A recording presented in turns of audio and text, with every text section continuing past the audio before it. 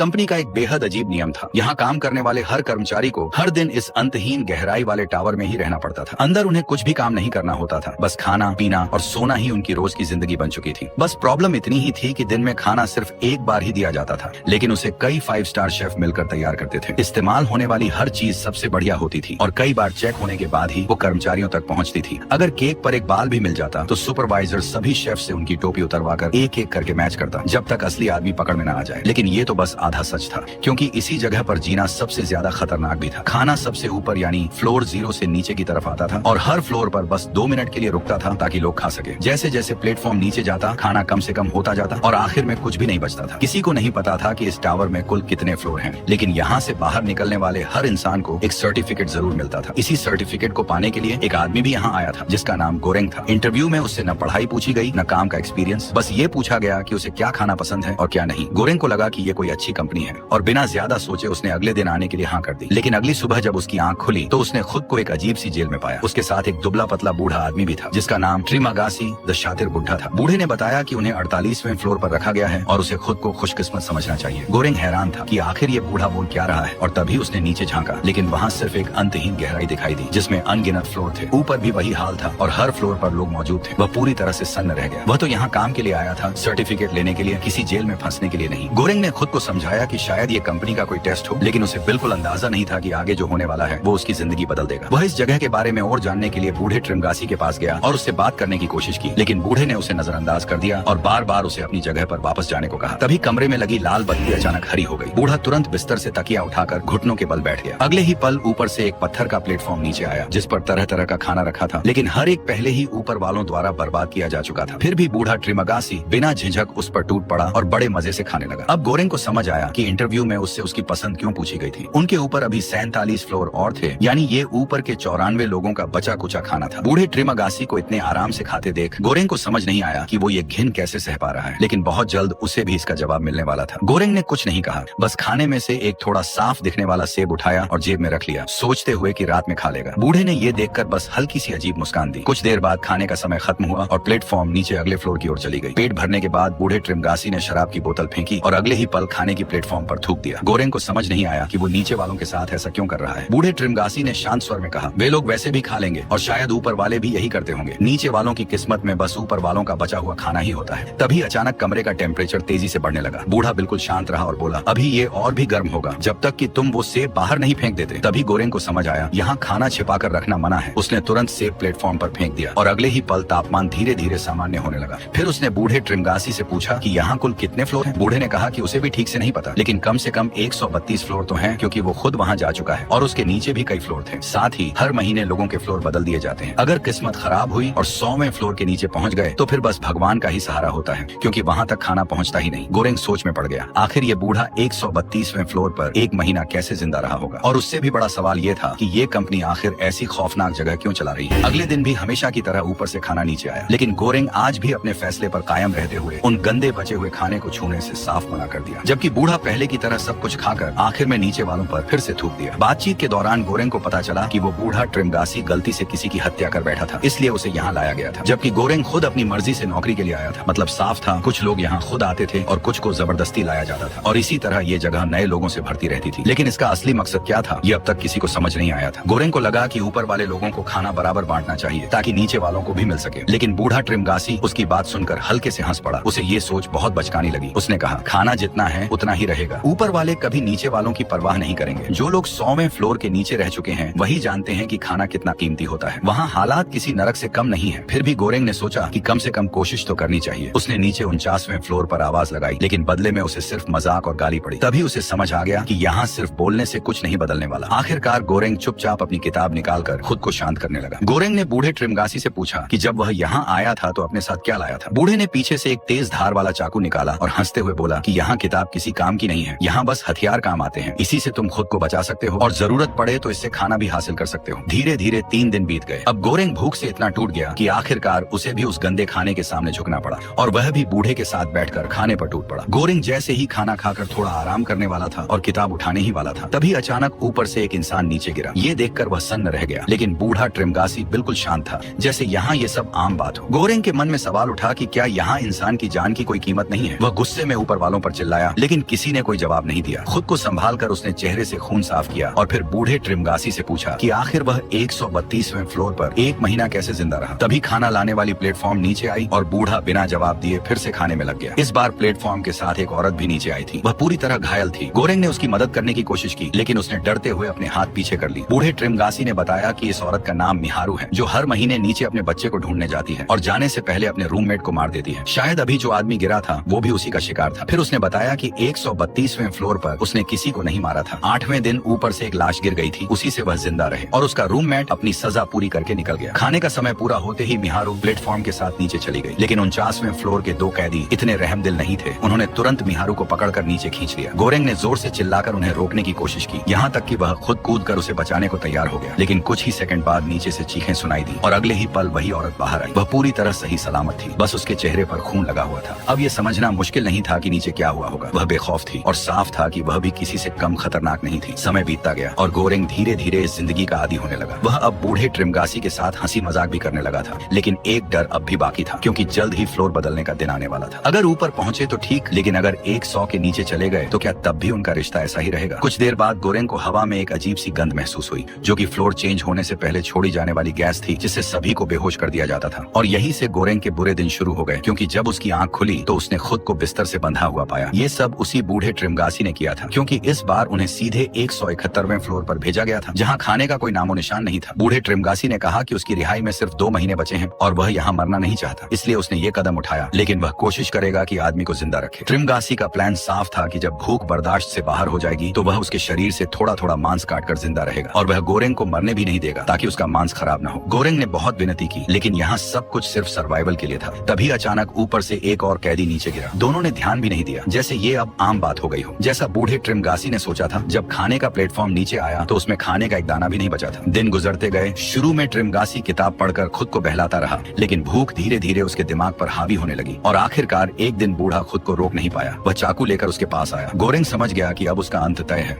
वह मुंह फेर कर बैठ गया ताकि ये खौफनाक मंजर न देखना पड़े। बूढ़े ने बिना समय गंवाए उसे कंबल से ढक दिया और फिर उसकी पैंट फाड़कर सीधे उसकी जांघ में चाकू चला दिया। दर्द से गोरेंग जोर जोर से चिल्लाने लगा। तभी उसी वक्त मिहारू फिर से प्लेटफॉर्म के साथ वहां पहुंची। जैसे ही बूढ़े ने मांस का टुकड़ा काटा, मिहारू ने तुरंत उस पर हमला कर दिया। उसने एक ही बार में उसे नीचे गिरा दिया और फिर बिना रुके उसका गला काट दिया। गोरेंग को लगा अब अगला नंबर उसका है, लेकिन मिहारू ने उसे मारने के बजाय उसे छोड़ा दिया और चाकू उसके हाथ में दे दिया। इशारा साफ था, यहाँ या तो तुम खाओगे या तुम्हें खा लिया जाएगा। अभी जो कुछ हुआ था उसने गोरेंग को अंदर तक बदल दिया था। उसने बिना हिचकिचाए चाकू उठाया और बूढ़े पर बहरेमी से वार करने लगा। गोरेंग तब तक नहीं रुका जब तक ट्रिमगासी पूरी तरह शांत नहीं हो गया। जब गोरेंग को होश आया तो उसके घाव बंधे हुए थे और मिहारू पास बैठकर खाना खा रही थी। उसे जागता देख मिहारू ने मांस का एक टुकड़ा उठाया और उसके मुंह के पास ले आई। गोरेंग कुछ पल उसे देखता रहा, फिर मजबूरी में उसे खा लिया, लेकिन घिन से उसका पेट मचल गया और उसने तुरंत उगल दिया। मिहारू ने उसे जल्दी से पानी दिया। धीरे धीरे गोरेंग की हालत सुधरी और मिहारू के समझाने पर उसने खुद को संभालते हुए वो मांस खा लिया। अब वह भी इस जेल के नियम समझ चुका था। मिहारू फिर प्लेटफॉर्म के साथ नीचे चली गई और गोरेंग बूढ़े ट्रिमगासी की लाश के सहारे जिंदा बच गया। जल्द ही फ्लोर बदलने का दिन आ गया। इस बार वह किस्मत से 33वें फ्लोर पर पहुंचा, लेकिन इस बार उसका रूममेट देखकर वह चौंक गया। वो वही औरत थी जिसने उसका इंटरव्यू लिया था और जिसका नाम इमोगुएरी था। इमोगुए बताया कि इस जगह का नाम है वर्टिकल सेल्फ मैनेजमेंट सेंटर और यहाँ कुल 200 फ्लोर हैं, जो गोरेंग की सोच से तो कहीं ज्यादा थे। असल में कंपनी जो खाना भेजती थी वो ठीक ठाक 400 लोगों के लिए काफी होता था, लेकिन शर्त ये थी कि हर कोई अपना हिस्सा तय मात्रा में ही खाए, और यही वो चीज थी जो कभी हो ही नहीं सकती थी। इसलिए नीचे वालों तक खाना पहुंचता ही नहीं था और वे आपस में लड़ लड़ कर मरते रहते थे। इंटरव्यू लेने वाली औरत यहाँ खुद आई थी, क्योंकि वह इस सिस्टम को बदलना चाहती थी ताकि हर इंसान जिंदा रह सके। जब खाना नीचे आया तो उसने प्लेट में से 2 हिस्से अलग किए और नीचे वालों से कहा, खाना बांट दिया गया है, कृपया उतना ही लेना। लेकिन जो लोग नीचे भूखे रह चुके थे और मुश्किल से ऊपर पहुंचे थे, वे उसकी बात क्यों मानते? फिर भी उसने हार नहीं मानी। वह मानती थी कि अगर वह लगातार कोशिश करती रहेगी तो एक दिन लोग जरूर बदलेंगे। हर बार खाना आने पर वह नीचे वालों के लिए हिस्सा तय करती और उन्हें समझाने की कोशिश करती, लेकिन हर बार नतीजा वही रहता। आखिर एक दिन गोरेंग से ये सब देखा नहीं गया और उसने फैसला किया कि अब वह उसकी मदद करेगा। उसने नीचे वालों को चिल्लाकर धमकी दी कि अगर तुमने इमोगुएरी की बात नहीं मानी तो वह रोज उनके खाने पर हक देगा और तुम्हें रोज फिर वही खाना पड़ेगा। हैरानी की बात यह थी कि इस बार बात बन गई, क्योंकि इस जेल में किसी को सीधी बात समझ नहीं आती। लेकिन इससे सिर्फ एक ही फ्लोर बदला। 2 लोगों के दम पर इस पूरी बेरहम जेल के नियम बदलना नामुमकिन था। उसी दिन मिहारू फिर से खाने के प्लेटफॉर्म के साथ नीचे आई, लेकिन इस बार वह बुरी तरह घायल थी और बेहोश थी। दोनों ने उसे तुरंत बिस्तर पर लिटाया और गोरेंग उसके सर पर गीली पट्टी लगाने लगा। खुशकिस्मती से उसकी चोट ज्यादा गहरी नहीं थी और थोड़ी देर में उसे होश आ गया, लेकिन होश में आते ही उसने जो किया वो और भी ज्यादा चौंकाने वाला था। जब गोरेंग और इमोगुएरी सो रहे थे, उसने इंटरव्यू लेने वाली औरत के छोटे कुत्ते को ही काट कर खा लिया। वो बस रोती रह गई। वह उससे बदला भी नहीं ले सकती थी क्योंकि यहाँ हर कोई सिर्फ जिंदा रहने की कोशिश कर रहा था। अगले दिन मिहारू फिर से प्लेटफॉर्म के साथ नीचे चली गई। नीचे वाले 2 कैदियों ने उसे देखा और सोचा कि आज उन्हें खाने के साथ कुछ एक्स्ट्रा भी मिला है, लेकिन उन्हें नहीं पता था कि वे किससे टकरा रहे हैं। गोरेंग अब इन सब चीजों का आदी हो चुका था। जल्द ही फ्लोर बदलने का दिन आया और इस बार वे सीधे 200 दूसरे फ्लोर पर पहुंच गए। इमोगुइरी को समझ आ गया कि यहाँ दोनों का जिंदा रहना नामुमकिन है, इसलिए उसने खुद को खत्म करने का फैसला किया ताकि गोरेंग जिंदा रह सके। वैसे भी उसे कैंसर था और उसके पास ज्यादा समय नहीं बचा था, इसलिए उसने सोचा कि एक का मरना 2 के मरने से कई बेहतर होगा। इमोगुइरी ने पहले ये भी बताया था कि वह खुद इस कंपनी का बहुत छोटा कर्मचारी था। उसे तो शुरुआत में ये भी नहीं पता था कि इंटरव्यू पास करने वालों को यहाँ भेजा जाता है। और जहाँ तक 200 फ्लोर की बात थी तो वो सिर्फ उसका अंदाजा था। असल में नीचे कितने फ्लोर हैं ये कोई नहीं जानता। आदमी अब इस इंसानियत से गिर चुकी जिंदगी से थक चुका था। शुरू में वह किताबों के सहारे खुद को संभालता रहा, लेकिन आखिर कब तक। आखिरकार मजबूर होकर वह इमोगुइरी की बॉडी के पास गया और कांपते हाथों से उसके शरीर का एक टुकड़ा काट लिया। इसी तरह वह एक बार फिर नीचे के फ्लोर पर जिंदा बच गया। फिर चौथी बार फ्लोर बदलने का दिन आया। जैसे ही गोरेंग की आंख खुली उसने सबसे पहले फ्लोर नंबर देखा, जो कि खुशकिस्मती से 6ठे फ्लोर था। ये देखकर उसकी जान में जान आई। अब उसे फिर से वो नरक नहीं झेलना पड़ेगा। इस बार उसका नया साथी एक घोर काला आदमी था जिसका नाम भरत था। उसके पास एक लंबी रस्सी थी और वह ऊपर चढ़कर यहाँ से भागना चाहता था। उसने ऊपर 5वें फ्लोर के लोगों से मदद मांगी और हैरानी की बात यह थी कि उन्होंने हाँ भी कर दी। वह तुरंत रस्सी ऊपर फेंक कर चढ़ने लगा और आदमी से अलविदा कह दिया। लेकिन जैसे ही वह ऊपर पहुंचने वाला था, ऊपर वाली एक औरत ने अचानक उसके मुंह पर हक दिया और उसकी रस्सी भी छोड़ दी। वह संतुलन खो बैठा और नीचे गिरने ही वाला था, लेकिन ठीक वक्त पर गोरेंग ने उसे पकड़ लिया, वरना वह वहीं मर जाता। बचने के बाद वह तुरंत उठा और खुद को साफ करने लगा। फिर वह उस हंगास को याद करते हुए कई दिनों तक एक जगह डिप्रेशन में बैठा रहा।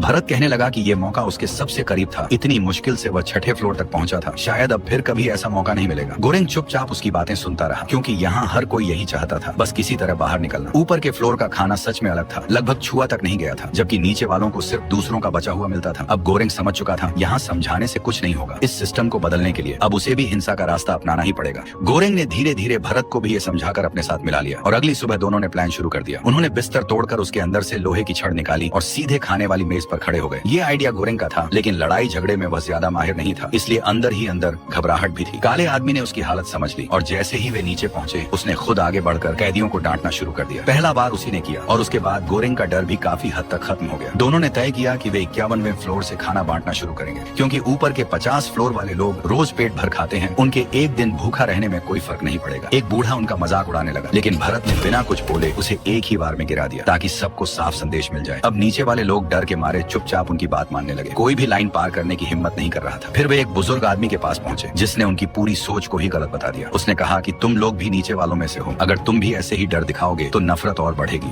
इसलिए तुम्हें ऊपर वालों तक ये बात पहुंचानी चाहिए। मैनेजमेंट चाहे जैसा भी हो, लेकिन ऊपर काम करने वाले लोग भी आखिर इंसान ही हैं, वे जरूर ये बात समझ सकते हैं। ये एक अलग तरह का बिना आवाज वाला विरोध था। भरत ने ये बात मान ली और एक केक का टुकड़ा संभाल कर रख लिया। फिर दोनों नीचे की तरफ बढ़ते गए। जो भी उनकी बात नहीं मानता उस पर वे बिना सोचे लाठी चला देते। जल्द ही वे 51वें फ्लोर पर पहुंचे और वहाँ लोगों को उनका हिस्सा दिया। लेकिन जैसे जैसे मेज नीचे जाती गई हालात बदतर होते गए। नीचे का हर फ्लोर किसी नरक से कम नहीं था जहाँ जिंदगी की कोई उम्मीद नहीं थी। तभी अचानक नीचे से एक औरत की चीख सुनाई दी। गोरेंग तुरंत वहाँ पहुंचा, लेकिन तब तक देर हो चुकी थी। एक गंजा आदमी उसे बेरहमी से मार चुका था। ये देखकर भरत पीछे हट गया, लेकिन गोरेंग सीधे उस पर टूट पड़ा। उसने उसे जमीन पर गिराया और बुरी तरह पीटना शुरू कर दिया। फिर दोनों ने मिलकर उस गंजे आदमी और उसके साथी को खत्म कर दिया। लेकिन इस लड़ाई में भरत के पेट पर गहरी चोट लग गई और वो औरत भी मर चुकी थी। वे रुक भी नहीं सकते थे, बस प्लेटफॉर्म के साथ नीचे बढ़ते गए। जल्द ही वे 250वें फ्लोर तक पहुंच गए, लेकिन प्लेटफॉर्म अभी भी नीचे जा रहा था। ये गोरेंग की सोच से कहीं ज्यादा गहरा था। अब तक सारा खाना बांटा जा चुका था, बस एक केक का टुकड़ा बचा था। काफी देर बाद प्लेटफॉर्म आखिरकार 333वें फ्लोर पर जाकर रुका। यही सबसे लोवेस्ट फ्लोर था। उन्हें लगा यहाँ कोई नहीं होगा, लेकिन बिस्तर के नीचे एक छोटी लड़की छुपी हुई थी, वही बच्ची जिसे मिहारू ढूंढ रही थी। लड़की की नजर जैसे ही केक पर पड़ी उसके मुंह में पानी आ गया, लेकिन वो केक उनका मैसेज था जिसे ऊपर भेजना था। कुछ पल के लिए दोनों उलझ गए, लेकिन फिर उन्हें एहसास हुआ वे यहाँ तक आए ही इसलिए थे ताकि किसी की जान बचा सके, और इस वक्त वो एक जान उनके सामने थी। आखिरकार भरत ने केक उसे दे दिया, लेकिन उसकी हालत अब बिगड़ने लगी थी और अगले दिन तक वह इस नरक से बाहर निकलने का दिन नहीं देख पाया। दुख के बाद भी गोरेंग रुका नहीं। अगले दिन वह उस लड़की को लेकर और नीचे की तरफ बढ़ा। चारों तरफ बस अंधेरा था। काफी देर बाद प्लेटफॉर्म आखिरकार नीचे जमीन तक पहुंच गया। अब गोरेंग ने फैसला किया वह इस लड़की को ही एक संदेश बनाकर ऊपर भेजेगा, ताकि ऊपर वालों को समझ आए कि यहाँ नीचे क्या हो रहा है और लोगों को ज्यादा खाना चाहिए, और खुद वह इसी अंधेरे में हमेशा के लिए रह गया। यहीं पर कहानी खत्म होती है, लेकिन कई सवाल पीछे छोड़ जाती है, जैसे वो छोटी लड़की आखिर 333वें फ्लोर पर जिंदा कैसे रही? फ्लोर बदलने का असली नियम क्या था? मिहारू हर बार अपने साथी को क्यों मारती थी और फिर भी ऊपर कैसे पहुंच जाती थी? अगर इस फिल्म का अगला पार्ट चाहिए तो कमेंट करो, पार्ट 2।